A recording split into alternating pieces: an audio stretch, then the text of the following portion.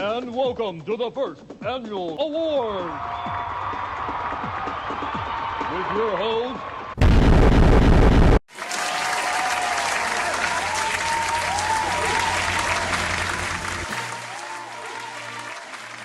Welcome to the Game God's first annual awards in August. This year we'll be rating games in 4 categories and they'll all be competing for the famous Game God's Golden Goober. Our 4 categories will be role-playing games, sports games, retro games, and action games. This year, the rating and the reviewing will be done by our bros in Idaho, Katz, which is a big help because then we don't have to play the games or review them. And they are the worst games of 2016, so I gotta imagine it won't be fun. This week's category will be role-playing games. You know, over the years, the face of the RPG has changed quite significantly. I remember back in the day in the late 80s and early 90s when the JRPG was the standard RPG. JRPG wasn't even a term. We had Dragon Warrior, Final Fantasy, those were real RPGs. Now, at least in North America, Squaresoft really isn't on top anymore. It's Bethesda more than anything. And rightfully so, because Final Fantasy has gotten really stale. And I don't care what you say about Final Fantasy 15. To me, it's a bunch of pretty boys driving around in an Audi. But I digress. Final Fantasy 15 is still considered by most to be a good game, and we're here to review some shit. Thanks again to our bros from Idaho. Here we go.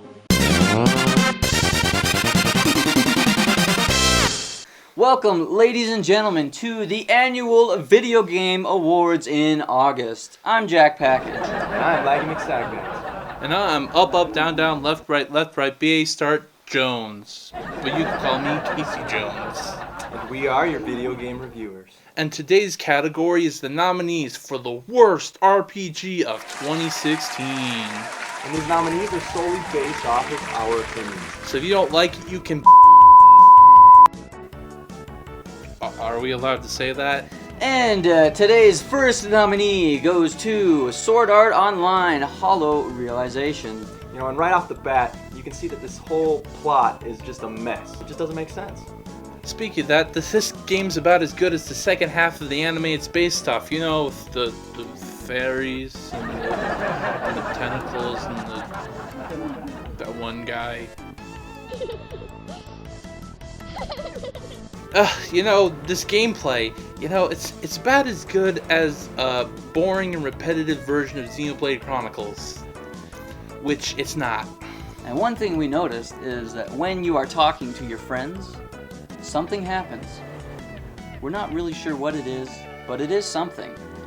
The game doesn't really bother to explain it.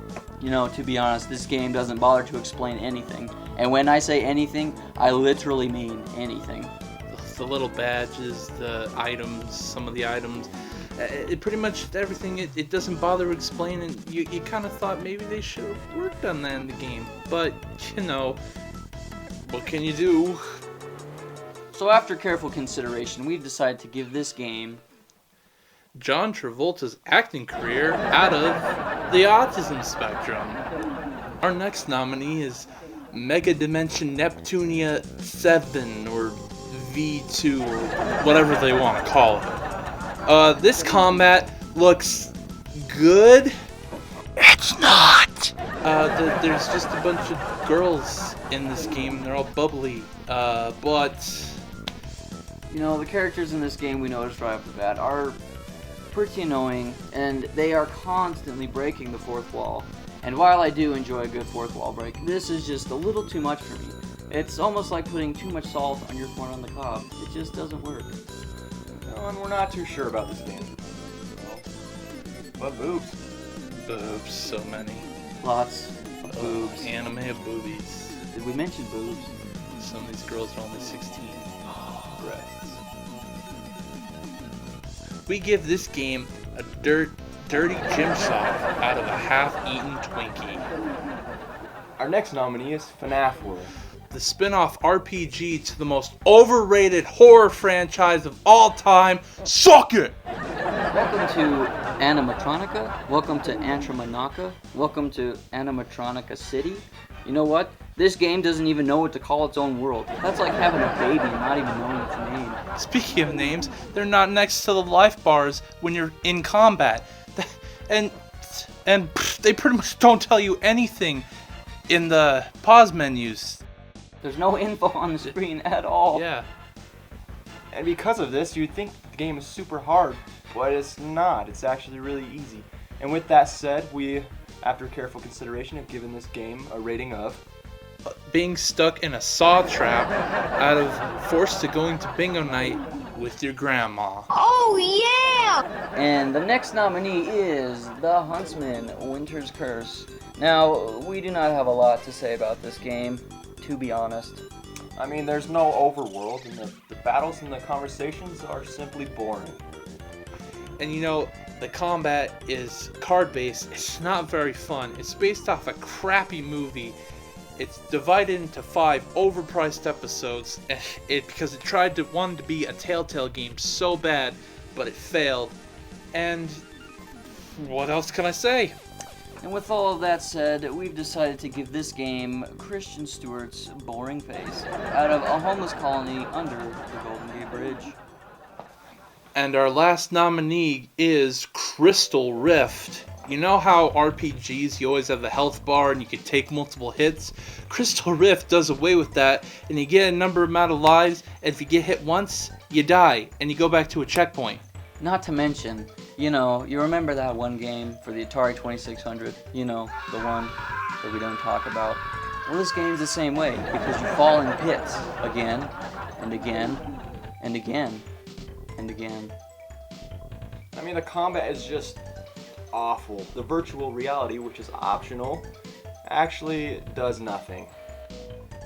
The game just looks ugly.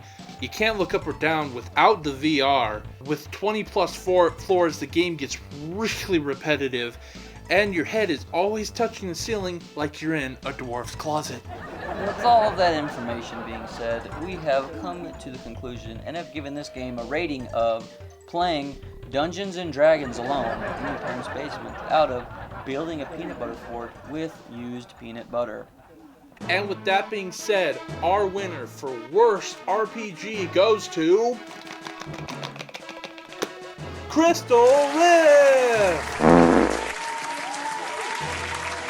Thank you, ladies and gentlemen, for tuning in and watching. That's all we have for today. We appreciate it, and we will see you guys in the next one. Keep it rad. Keep it bad, unlike these games. Well, that about does it, and to all our viewers, all of you who play the game cards we honored today, keep those games on the screen and watch for us next week, because we're coming back.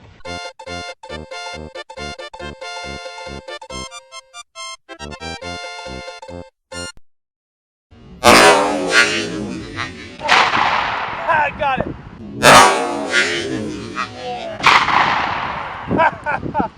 Still hurts.